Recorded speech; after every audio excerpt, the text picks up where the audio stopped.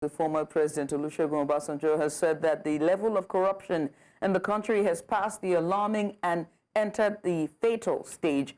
He said this in his keynote address on the topic Leadership Failure and State Capture in Nigeria, delivered at the Chinua Achebe Leadership Forum, Yale University, New Haven in the United States of America. Obasanjo hinted that corruption continues to rank among the most important problems affecting Nigerians. He insisted that the nation would continue to sink into chaos, insecurity, conflict, discord, division, disunity, depression, youth restiveness, confusion, violence, and underdevelopment as long as it is embedded in corruption. Obasanjo, however, gave a message of hope that all will be well with the country if the challenges of immorality and corruption are squarely addressed.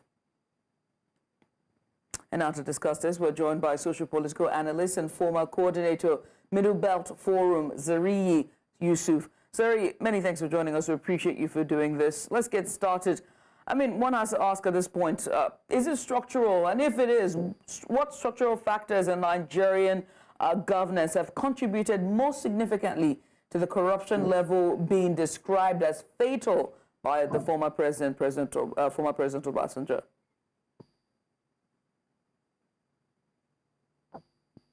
Zariyi, can you hear me? Yes, I can hear you, but I think I missed the question. If you could just come again. All right. I was asking about the structural factors that got us here in our Nigerian governance that have contributed most significantly to the corruption level that is now being described as fatal by the former President Olusegun Obasanjo.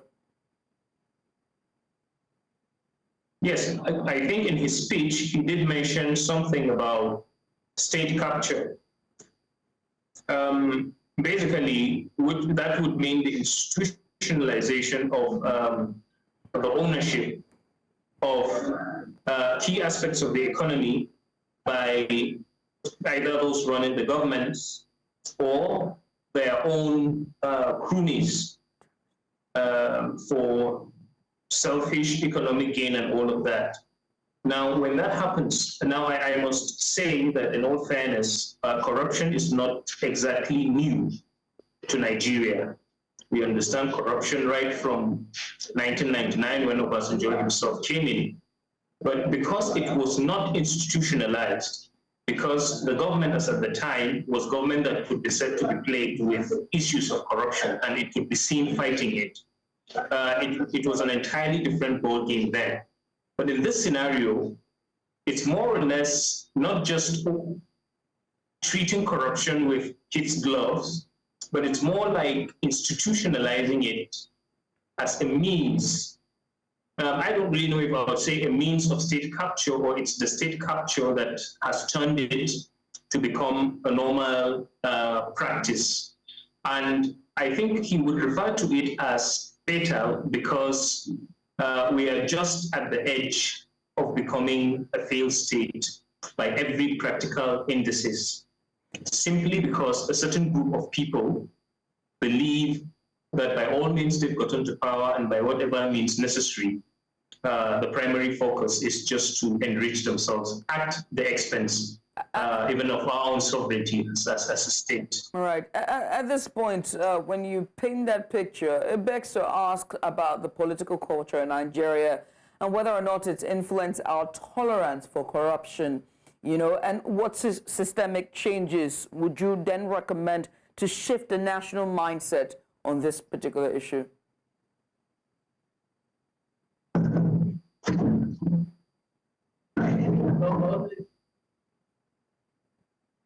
First of all, I must say that the mindset of especially the ruling class is such that when you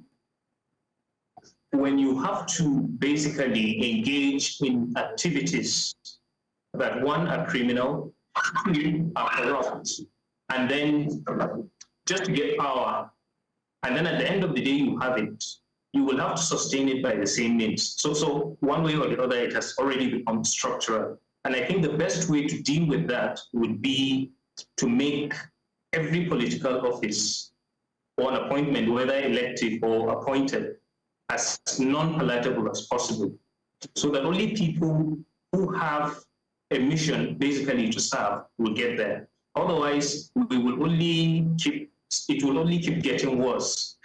And when you get to the point where people get away with what they do, nobody punishes anybody, nobody pays for their crime, nobody suffers consequence for their action, then there is nothing you can basically do about it. But we must get to a point, we must come to a point where there is a Nigeria where people reap what they sow, where there is a Nigeria where first it begins with the leadership. And I sincerely, I'm at a loss as how we will get to that point where they would have a leader with the willpower, to make these offices less palatable. Where you just hang around, the red or the green chamber, and you go home with tens of millions at the end of the month doing nothing. That will have to be dealt with. So I think the less palatable those offices are, the less we engage in corrupt activities to get there. Because basically, at the end of the day, everybody wants to become a politician. They are the richest people now. They make money without any entrepreneurship, and it keeps getting worse. You talked about us being on the brink of a failed state, and also former President Olusegun Obasanjo has also said we're at a fatal stage when it comes to our political narrative and political terrain. So what implications of that stage will it have, just the implication of the fatal stage of corruption would it have on Nigeria's national security, particularly in relation to insurgencies, armed conflicts, and criminal organizations that we're seeing? I mean, before you came on, we're talking about Anambra State and the sit-at-home order and what is done with extrajudicial killing with the vigilante group and the rest. Yeah, so if one thing you would realize is that when we speak corruption, basically we're talking about allocation of a lot of resources that are diverted to other things other than what they were allocated, for, or allocated, to serve. And security is one aspect where people have basically made a very big enterprise out of, from the security agencies to basically the politicians that have the oversights of their functions. And it appears we are more interested in Nigeria in sustaining the process, in sustaining the insurgency, managing it in such a way that there is room for all of those things. And that's why I'm saying, while it may look like simple means of stealing money, basically there is something it is injecting into the fiber of the country and is weakening it. There are people at the receiving end of what's happening. When you come to the middle belt, there are people that suffer. There are Christian communities that suffer. When you go to the northeast, there are people that have not lived in their homes for months and some for years. And I think Niger has about over 40,000 Nigerians as refugees. When you go to the southeast, you find market women who just set out and have their children killed, or they get raped, or they get violated one way or the other. At a point in time, they may be forced to want to defend themselves. And basically that's when anarchy was set in. Because nobody, once you push people to the, survival mode, there is nothing else they have left to do. Nobody would look at the government anymore, and we hope we don't get there any time.